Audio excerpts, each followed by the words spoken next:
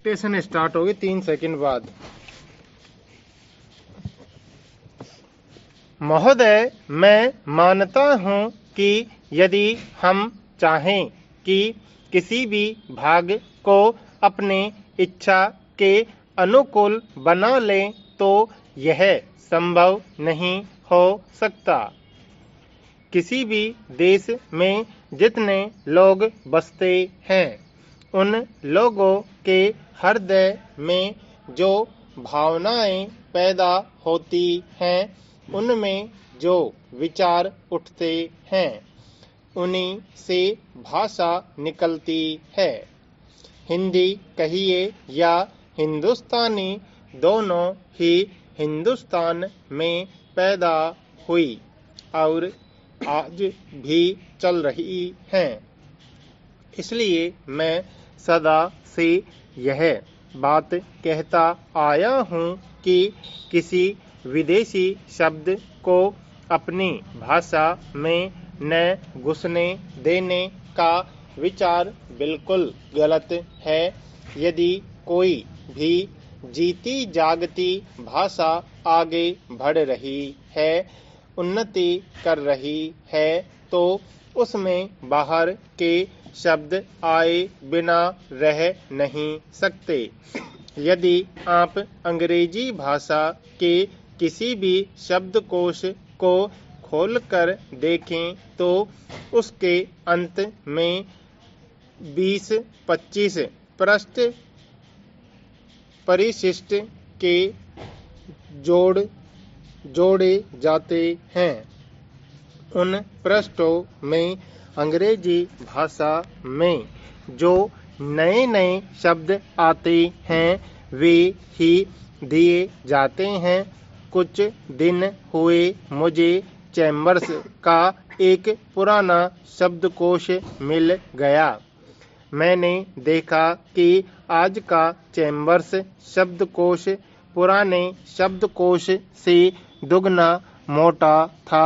पिछले 60 वर्षों में जितने नए शब्द लिए गए, वे सब नए शब्दकोश में थे। विदेशी भाषा के जो शब्द प्रचलित हैं, यदि उन्हें निकाल देने का प्रयास किया गया तो भाषा का रूप ही दूसरा होगा।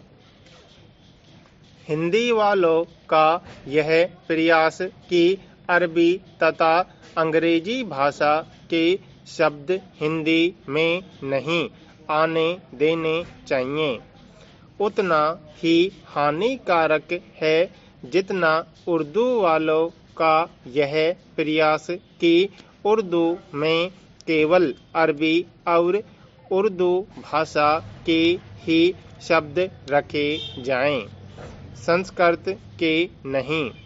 उसके साथ साथ हमको यह भी मानना होगा कि हिंदुस्तान में जो बहुत सी भाषाएं हैं, वे अलग अलग प्रदेशों की अलग अलग भाषाएं हैं।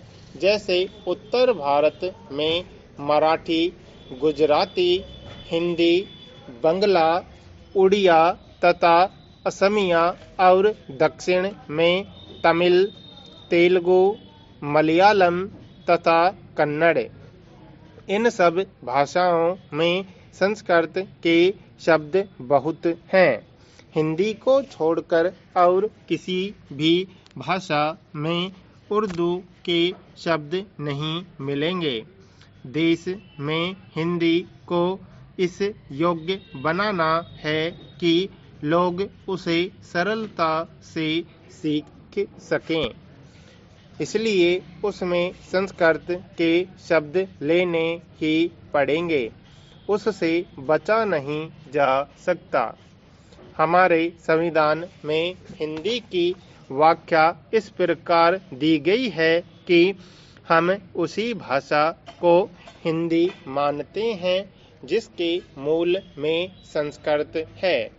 यह कोई नई बात नहीं है, इसे सभी लोग मानते और समझते हैं। आज लोग कुछ ऐसी हिंदी लिखने लगे हैं जिसमें संस्कृत के बड़े बड़े शब्द अधिक आते हैं, जो मेरे जैसे आदमी को, जिसने संस्कृत नहीं पढ़ी है, समझ में ही नहीं आते। जो व्यक्ति संस्कृत या अरबी भाषाओं में से किसी को भी अधिक नहीं जानते, परंतु अच्छी हिंदी या हिंदुस्तानी लिख सकते हैं, उनको इतना समय नहीं कि वे संस्कृत और अरबी के बड़े बड़े शब्द लें। वे तो छोटे शब्दों में ही अपना काम निकाल लेते हैं। बड़े शब्द लेने हों तो वह दूसरी चीज है।